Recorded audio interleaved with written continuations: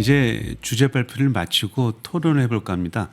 먼저 Q&A에 앞서서 신정부의 ESG 정책이라는 제목으로 이광옥 변호사님이 발표를 해주시겠습니다. 이 변호사님은 법무원 화우의 신사업팀장, 정보보호센터장으로 현재 개인정보보호위원회와 국가인권위원회, 정보공개심의위원, 환경환경공단 외부심의위원으로도 활동하고 계십니다.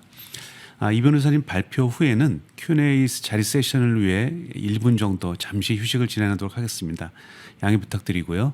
네, 이 변호사님 발표 부탁드리겠습니다.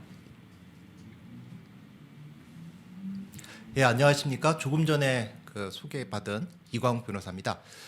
저는 신정부의 ES 정책에 대해서 간략하게 말씀을 드리겠습니다. 5월 10일에 윤석열 정부가 새로 출범을 할 텐데요. 그 전에 ES 정책이 어떻게 수립되는지는 아직 확정되지는 않았지만 인수위 단계에서 여러 논의를 통해서 간략히 살펴보도록 하겠습니다. 제가 말씀드릴 사항은 크게 세 가지 사항입니다. 먼저 신구 정부 정책과 ESG 공약을 비교하고요. 그리고 ESG 정책 중에서 가장 중요하다고 볼 수 있는 탄소 중립 정책이 신정부에서 어떻게 구현될 것인지를 예상해 보도록 하겠습니다.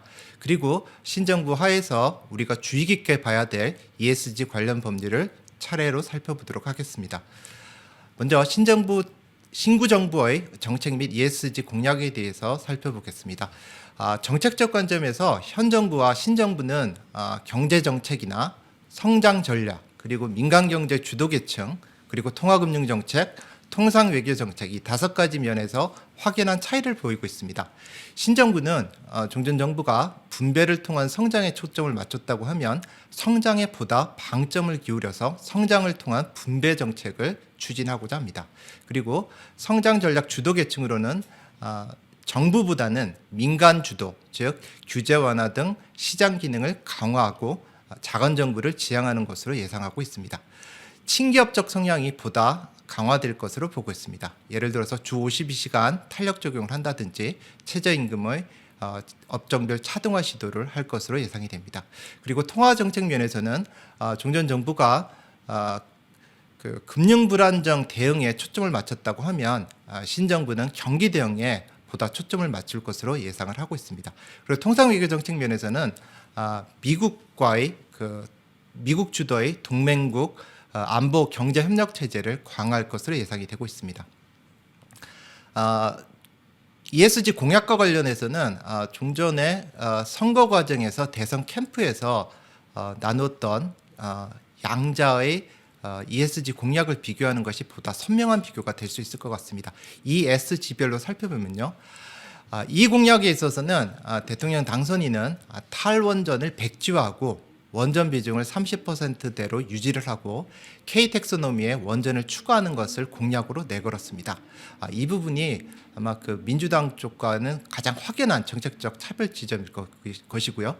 S면에서는 아까 말씀드린 바와 같이 친기업적 성향이 강화됨에 따라 가지고 노동시장이 보다 유연하고 플랫폼에 따른 섣불린 규제 도입은 지양을 하고 자율 규제에 초점을 맞추고 있습니다. 그리고 G면에 있어서는 분할 상장 시 투자자 보호를 한다든지 하는 주주가치 제고에 초점을 맞추고 있습니다. 다음으로는 ESG 정책 중에서 가장 중요하다고 볼 수 있는 탄소 중립 정책에 대해서 간략히 보도록 하겠습니다. 신정부의 탄소 중립 정책은 아마도 종전 세계화 시대의 ESG에서 추정적인 전략에서 탈세계화 정책에서는 이런 국면 변화에 따라서 조정 위주로 가지 않을까 예상이 됩니다. 즉 세계화 시대는 전면적 무력 충돌이 없는 평화 시대였고 국가사회 시스템이 전반적으로 전 세계적으로 동조화 경향을 보였으며 무엇보다도 국제적인 공급망이 안정적으로 운영되고 있었습니다. 하지만 현재는 최근에 러시아 우크라이나 전쟁에서 볼 수 있듯이 국가 간 무력 충돌 가능성이 증대되고 있습니다. 그에 따라서 선진국, 후진국 또 지역별로 국가사회 시스템이 이주화되고 있고요. 무엇보다도 국제적 공급망 붕괴로 인해 가지고 스태그플레이션까지 논쟁이 있을 만큼 지금 현재 국제적 공급망이 붕괴가 되고 있습니다. 따라서 종전 추종에서 조정으로 ESG 인식이 변화되고 있다는 기반 하에서 여러 가지 탄소 중립 정책을 모색하고 있는 것으로 보입니다. 아직 확정된 바는 아니지만 최근 언론을 통해서 보면 인수위에서 국민을 위한 탄소 중립 전략 보고서를 약 2주 후에 발표를 한다고 합니다. 대략적으로 현재까지 공개가 된 것으로 보면 5가지입니다. 재생에너지와 원전의 조화, 그리고 녹색 기술의 획기적 발전을 위한 R&D 체계의 고도화, 그리고 녹색 금융을 본격화하고 기후 에너지 동맹을 강화하며 탄소 중립, 녹색 성장, 가버넌스의 전략적 재구성을 한다고 합니다. 이 중에서 가장 핵심적인 것은 원전을 어떻게 보느냐에 달린 것 같고요. 가버넌스 측면에 있어서는 최근에 ESG 위원회라는 것이 언론에 나오고 있습니다. 현재 법률 탄소중립 기본법에는 법정위원회로 2050 탄소중립 녹색성장위원회가 있습니다. 근데 이것을 대체하는 것이 ESG 위원회인지는 다소 논란이 있습니다. 제 생각에는 양자가 병행할 것으로 보이고요. ESG 위원회는 탄소중립보다는 보다 더 포괄적인 ESG 사항을 담지 않을까 생각이 됩니다. 구체적으로 언론에 보도된 바에 의하면 대통령직 인수위원회에서 환경부 업무 보고를 받는 과정에서 국가 온실가스 감축 목표, 즉 NDC는 원칙적으로 준수를 하되 이를 현실적으로 실현 가능한 방안으로 다시 재조정하겠다라는 것이 신정부의 주된 구상이 아닐까 생각이 듭니다. 마지막으로 ESG 관련 법률 중에서 신정부하에서 우리가 조금 유의 깊게 봐야 될 법률을 차례대로 살펴보도록 하겠습니다. 먼저 이의 경우에는 가장 중요한 법률이 뭐니 해도 탄소중립 기본법입니다. 탄소중립 기본법은 크게 4가지 사항을 담고 있습니다. 온실가스 감축, 기후위기 대응, 그리고 정의로운 전환, 그리고 녹색 성장, 이 4가지를 담고 있는데 아까도 보셨듯이 이 원전이 가장 핵심적인 이 법률의 시행에 있어서의 요체가 될 것으로 보입니다. 원전 비중을 30%대로 유지한다는 것이 공약이었으니까 만큼 원전 사업과 관련된 여러 가지 방안이 이 법에서도 녹아들 것으로 예상이 됩니다. 구체적으로는 소형 모듈 원전의 시장이 확대되고 원전과 관련된 수출도 증대되지 않을까 예상이 됩니다. 그리고 구체적으로는 나머지 환경과 관련해서는 폐기물과 화학물질이 여전히 중요한 법률이 될 것으로 보입니다. 폐기물과 관련해서는 폐기물관리법, 그리고 리사이클링이 중요할 것이기 때문에 자원순환기본법을 우리가 유념해서 봐야 될 것입니다.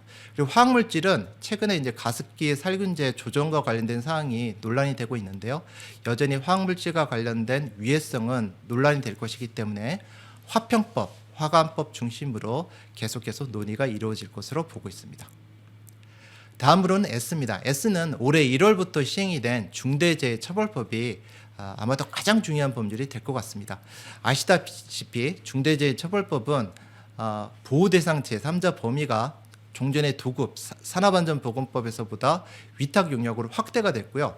처벌 범위도 훨씬 더 강화됐습니다. 그리고 민사적으로는 종전에 없던 징벌적 손해배상이 손해액을 5배 범위 내까지 이르게 되었습니다. 따라서 기업들이 민형사적으로 상당한 리스크가 있고 평판 리스크도 좌우하는 법률이기 때문에 유념해서 봐야 될 법률입니다. 그리고 아직 법률로서 시행은 되고 있지 않지만 현재 법무부와 국가인권위원회가 제정을 추진 중인 인권정책기본법도 유념해서 봐야 됩니다. 법무부는 이와 관련해서 기업 인권 경영 표준 지침을 만들어서 휴먼 라이츠 듀 딜리전스, 즉 인권 경영 실사와 관련된 사항을 규정을 하고 있습니다. 이것은 최근에 유럽에서도 논의가 되고 있는 공급망 실사법과 관련된 것이 국내 버전으로 확대된 것이라고 볼 수 있을 것 같습니다. 그리고 공급망과 관련해서는 최근에 플랫폼 사업이 여러 가지 논의가 되고 있는데요. 자율규제 쪽으로 신정부는 방향을 통계하는 것인가 생각을 하고 있습니다. 하지만 여전히 온라인 플랫폼 중개거래의 공정화에 관한 법률이라든지 이와 관련된 입법 추이는 저희가 유심히 봐야 될 것 같습니다. 마지막으로 지와 관련해서는 주주권리 제고가 가장 핵심적입니다. 물적 분할 제한 논의가 있고요. 물적 분할 시 주식 매수 청구권 도입 논의가 있습니다. 그리고 기타로 징벌적 손해배상과 집단소송법 제정 추진과 관련된 사항도 유심히 봐야 될 것 같습니다. 신정부는 ESG가 변화된 환경 속에서 여러 가지 조정 사항을 맡게 되는 측면에서 여러 가지 정책을 구사할 것으로 보고 있습니다. 이상 발표를 마치겠습니다.